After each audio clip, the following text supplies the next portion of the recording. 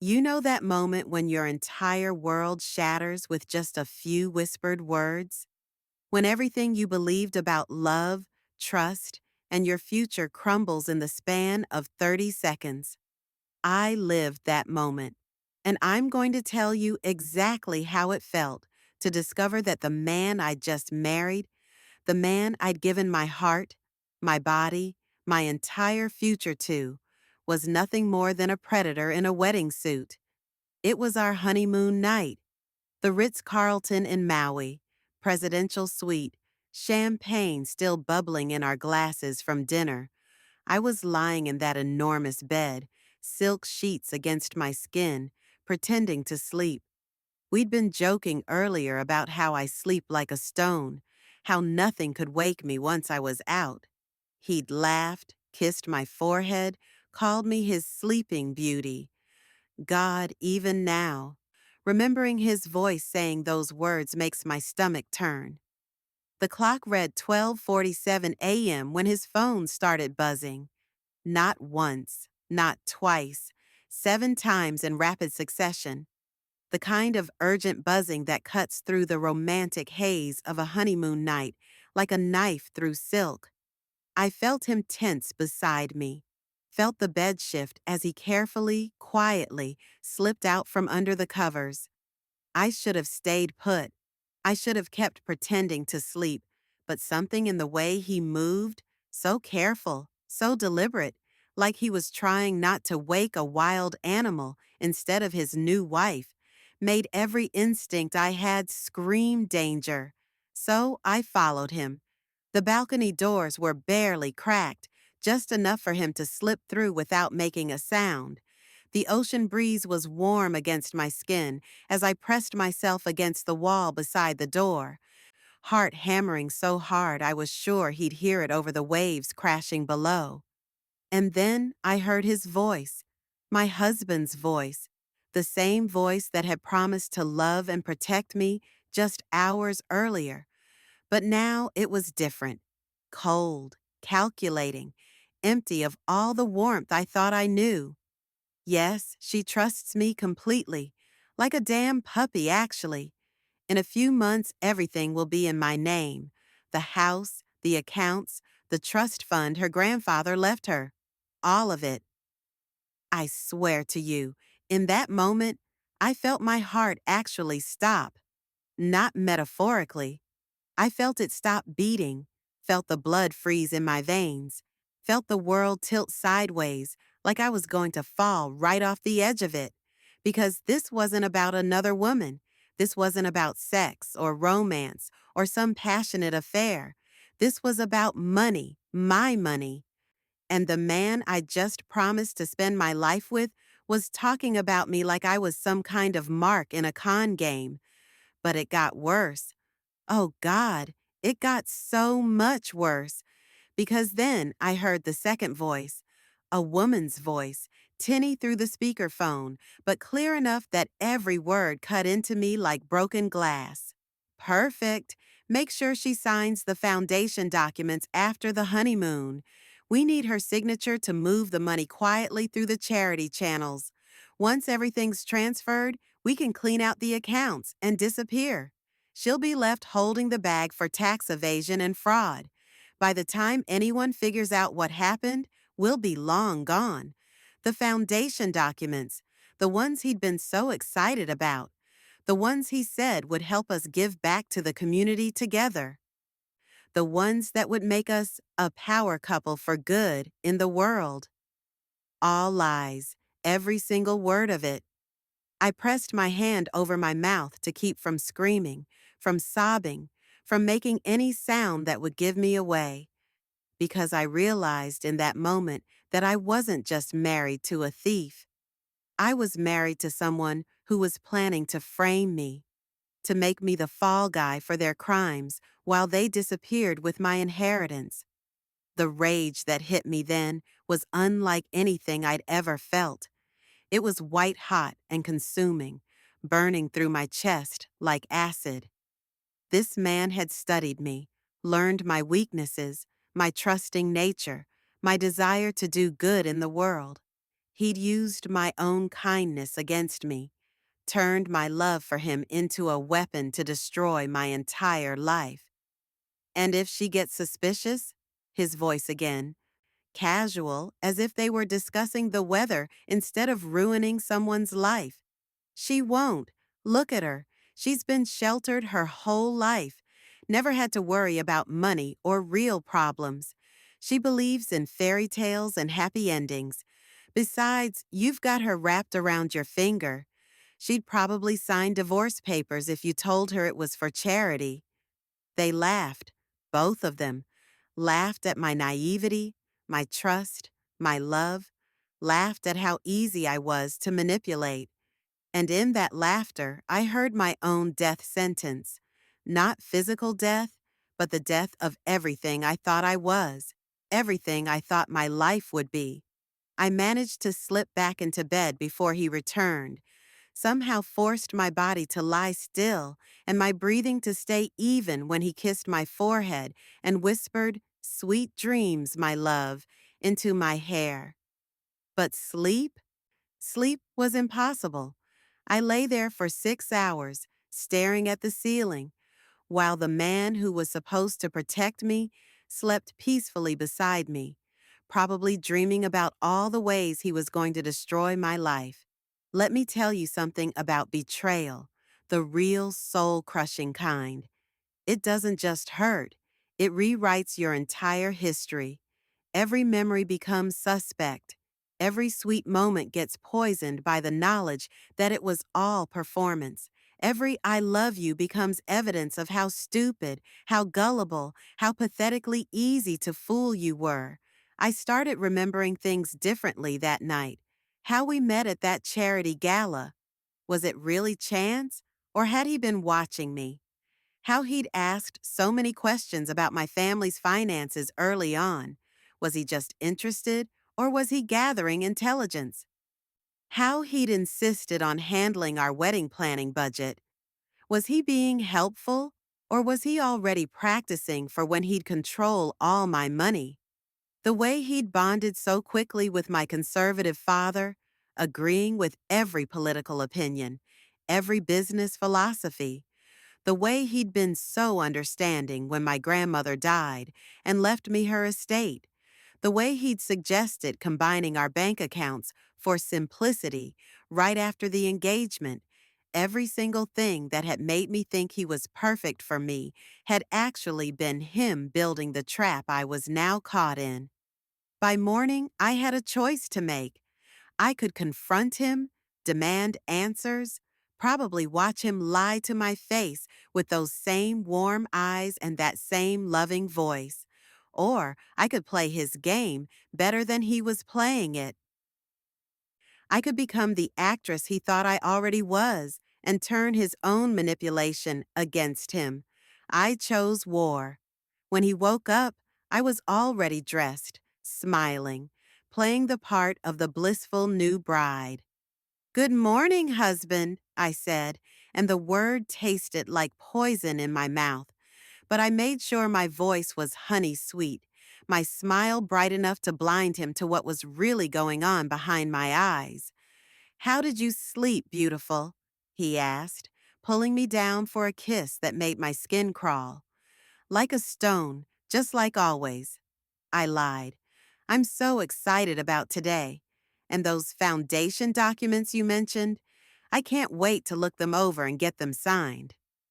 The flash of satisfaction in his eyes told me everything I needed to know. He thought he was so close to winning. He had no idea the game had changed completely. I spent that day playing tourist in paradise while building a case against the man I'd married.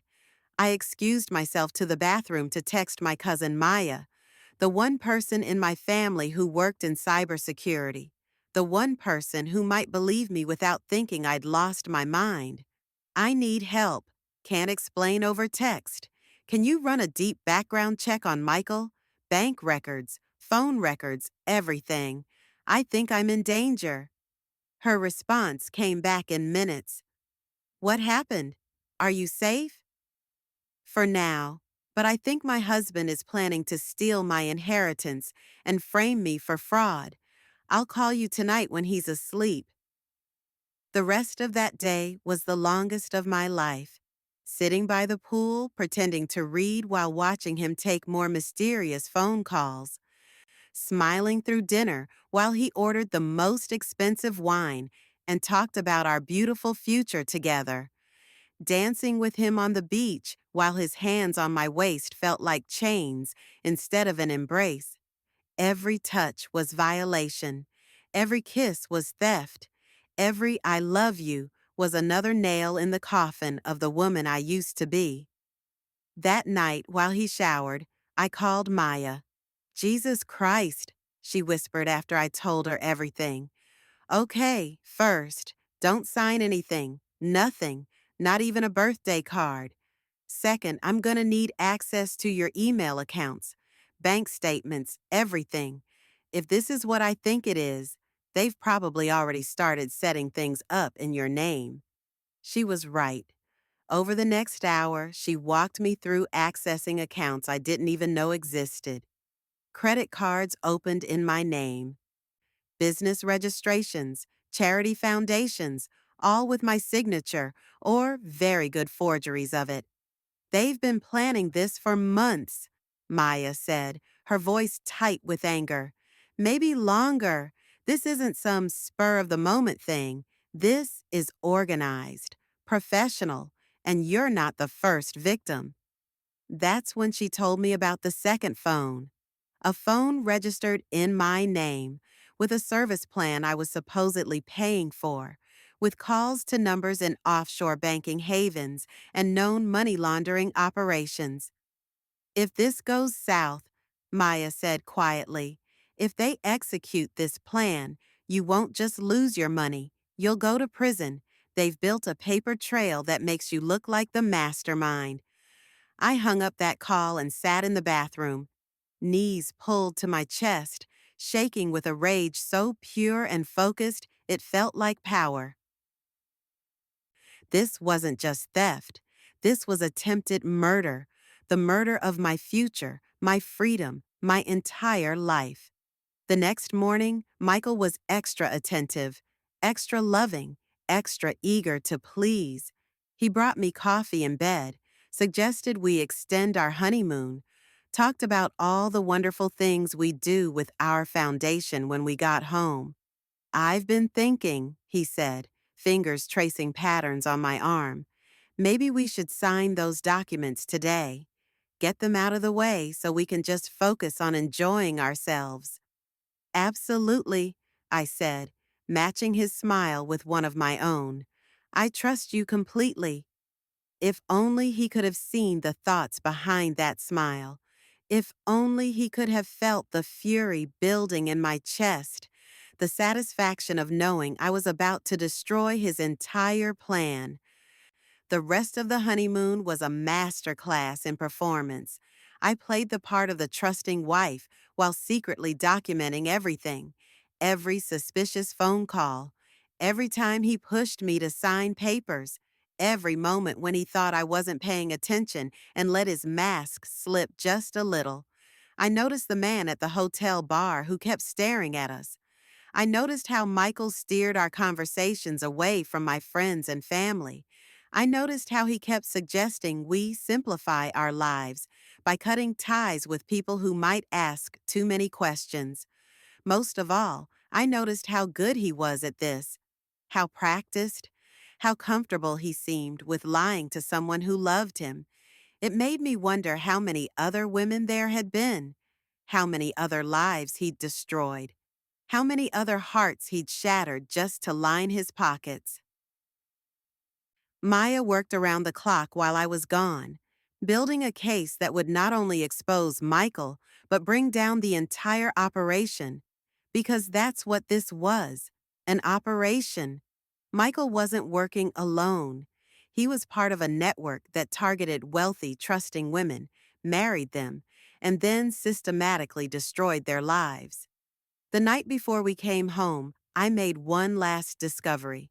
I found a burner phone hidden in his suitcase. The texts on it made my blood run cold. Target secured. Moving to final phase. She suspects nothing. Good. Remember, once the money is moved, you disappear. New identity, new life. She takes the fall for everything. What if she figures it out? She won't. But if she does, we have contingencies. Accidents happen, especially to distraught women who've discovered their husband's betrayal. They were talking about killing me. If their frame job didn't work, if I somehow escaped the legal trap they'd set, they were prepared to make me disappear permanently. I took photos of everything, every text, every call log, every piece of evidence that proved this man I'd married wasn't just a thief. He was a predator who saw my life as expendable. The flight home was surreal. Michael held my hand, pointed out clouds, talked about redecorating the house. He was planning our life together while simultaneously planning my destruction. The cognitive dissonance was staggering, but I had a plan too. I spent the week after our return playing the perfect newlywed while secretly organizing the most devastating confrontation of his life. I reached out to both our families, suggesting a welcome home dinner to celebrate our marriage. I made sure everyone would be there: his parents, my parents, our siblings, grandparents, aunts, and uncles. Everyone who had celebrated our love story would be there to witness its destruction. Maya helped me set up recording equipment throughout the house. We prepared documents, bank statements, phone records, everything we'd need to expose the entire operation. We contacted the FBI, who were already investigating the network Michael was part of. The night of the dinner, I stood in my kitchen, looking at the woman in the reflection of the window. She looked the same as the bride who'd walked down the aisle 3 weeks earlier, but everything inside was different. That woman had been naive, trusting, full of hope. This woman was forged in betrayal and tempered by rage. This woman was dangerous. Michael was upstairs getting dressed, probably congratulating himself on how well his plan was working. In a few hours, I was supposed to sign the final documents that would transfer my inheritance into accounts he controlled. He thought he was minutes away from winning. He had no idea he was about to lose everything. The family started arriving at 7. Michael played his part perfectly: the loving husband, the gracious host, the man who'd swept their daughter off her feet and given her the fairy tale wedding she'd always dreamed of. He was charming, funny, attentive. He was everything they thought he was. For 45 minutes, I let him perform. I let him bask in the approval and love of people who thought he was family now. I let him feel safe and confident and completely in control. And then I destroyed him. "Before we eat," I said, standing up with a glass of champagne, "I wanted to share something with all of you, a recording I made during our honeymoon." The look on Michael's face when I pressed play was something I'll treasure forever. Confusion first, then recognition, then pure, undiluted terror as his own voice filled the room. Yes, she trusts me completely, like a damn puppy, actually. In a few months, everything will be in my name. The silence that followed was deafening. 24 people staring at Michael like they'd never seen him before. Because they hadn't. They'd been seeing a performance, and now they were meeting the real man. But I wasn't done. I played the recording with the woman's voice. I showed them the bank statements, the forged documents, the fake charities.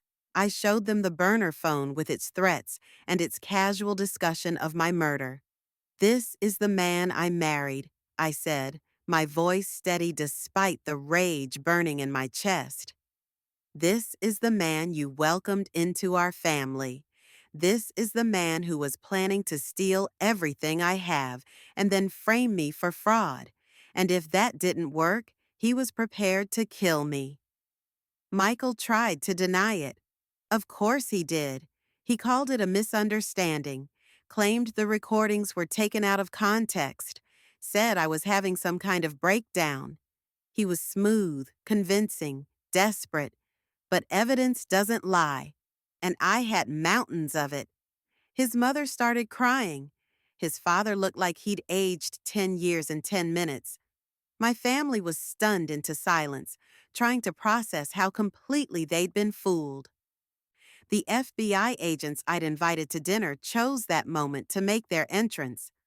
"Michael Harrison," the lead agent said, "you're under arrest for conspiracy to commit fraud, identity theft, and conspiracy to commit murder." Watching him get handcuffed in my dining room, surrounded by the wreckage of his lies, was the most satisfying moment of my life, but it was also the most painful, because this was the man I'd loved, the man I'd given my virginity to, the man I'd dreamed of growing old with. That man had never existed.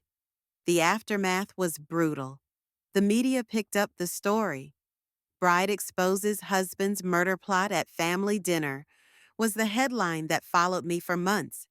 I had to testify before grand juries, cooperate with federal investigations, relive the betrayal over and over again for lawyers and agents and judges. Michael's organization was massive. Dozens of women, hundreds of millions in stolen money, lives destroyed across multiple states. I wasn't his first victim. I wasn't even his most recent. I was just the one who figured it out in time. The worst part wasn't the betrayal itself. It was how it poisoned everything that came before. I couldn't look at our wedding photos without seeing the calculation in his eyes. I couldn't remember our first kiss without wondering if he'd practiced those exact movements on his previous marks. I couldn't think about the nights we'd made love without feeling sick at the knowledge that he'd been planning my destruction even as he held me. Michael got 15 years in federal prison. His accomplices got similar sentences. They froze assets worth over $50 million. But none of that gave me back my ability to trust, to love freely, to believe in happy endings. For months after the trial, I was a ghost. I went through the motions of living. I got up, went to work, came home, went to sleep. But inside, I was hollow. The rage that had sustained me through the investigation and trial burned out, leaving nothing but ashes and the echo of betrayal. I thought I was broken forever. I thought he'd stolen more than just money. He'd stolen my ability to ever be happy again. I was wrong. The healing started slowly, with a phone call from a victim's advocate who suggested I speak at a conference about financial abuse. I almost said no. I didn't want to relive it, didn't want to be defined by what had been done to me. But then I thought about all the other women who might be sitting in honeymoon suites right now, listening to their new husbands plan their destruction. Women who might not have a cousin in cybersecurity. Women who might not figure it out in time.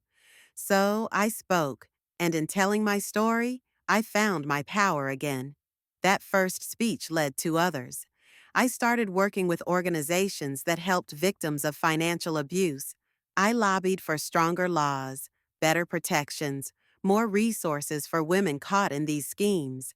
And somewhere along the way, I met David.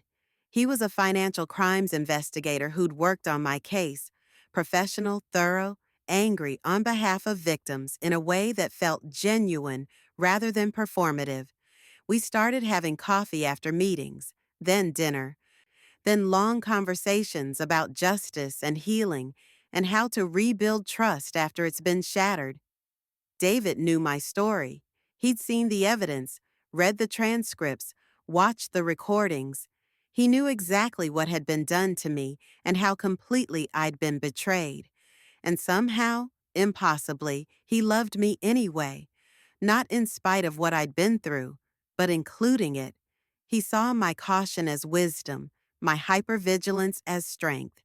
He understood why I needed to verify everything, why I had trust issues, why sometimes I'd wake up in a panic, thinking I was back in that hotel room, listening to my husband plan my murder.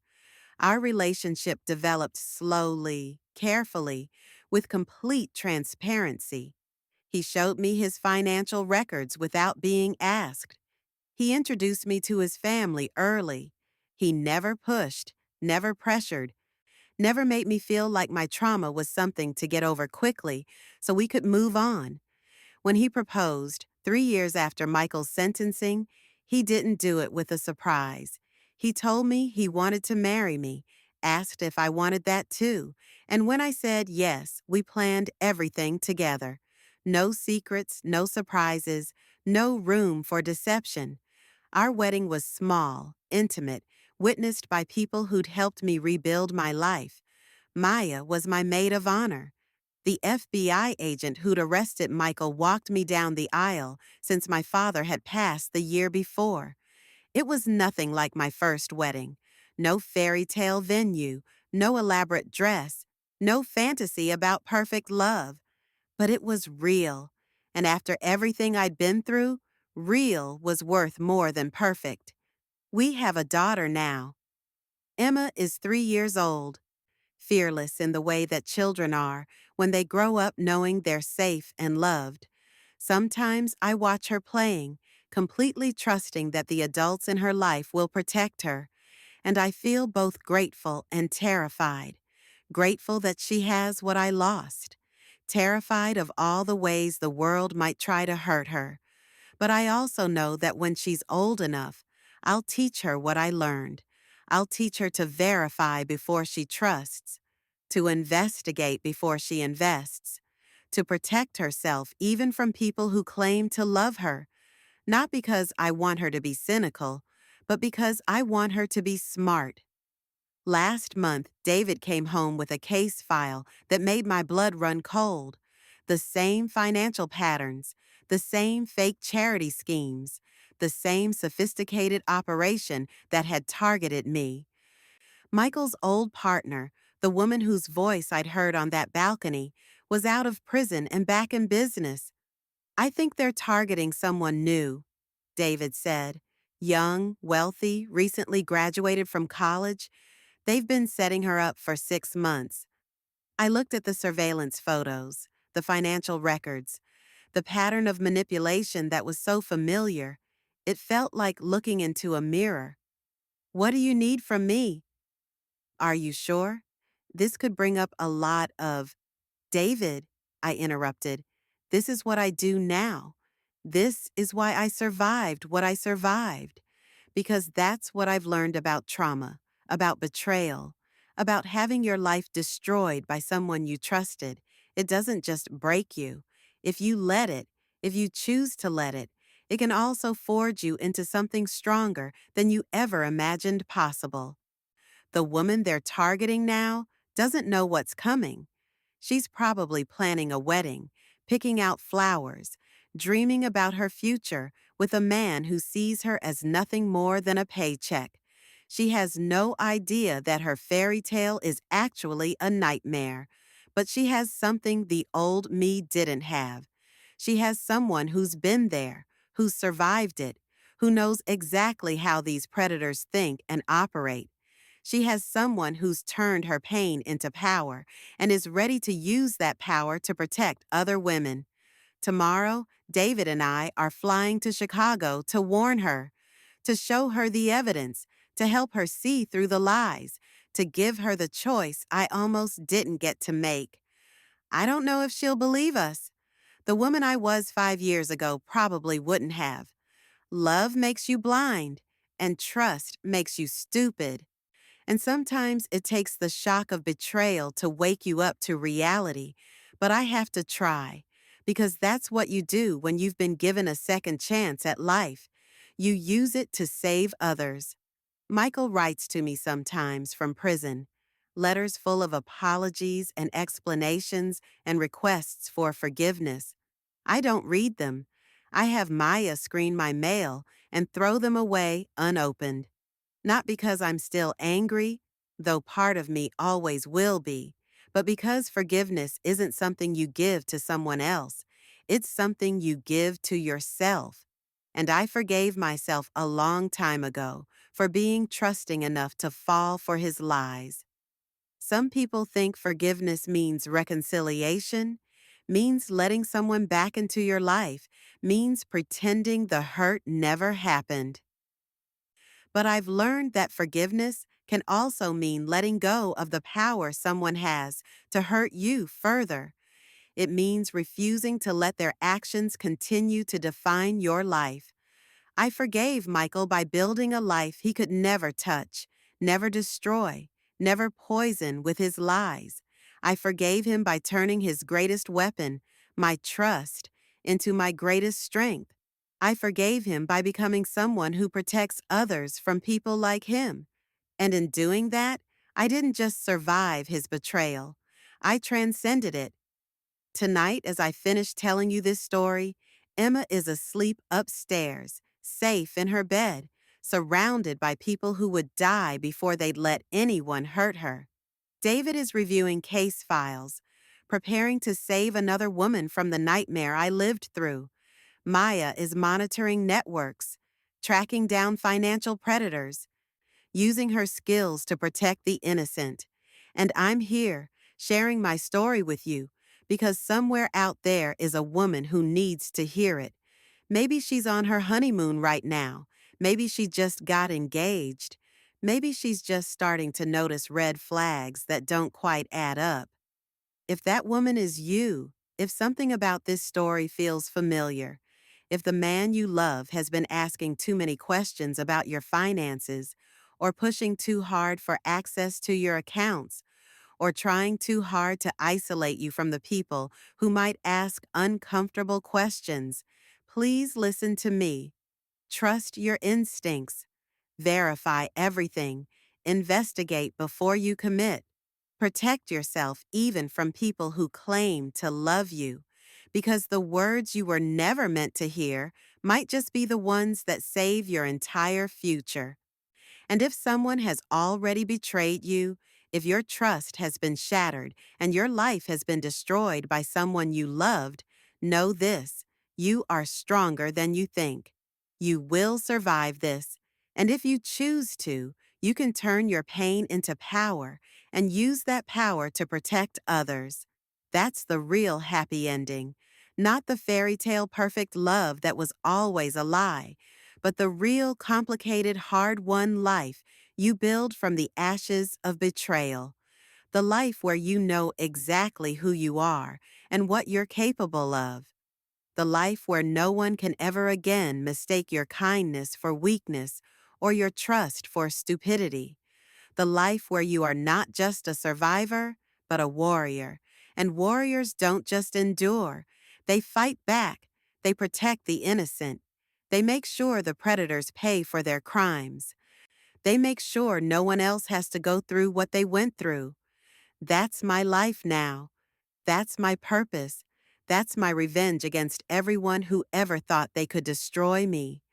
I am still here. I am still fighting. And I will never stop protecting women like the one I used to be, because she deserved better. And so do you. So do all of us.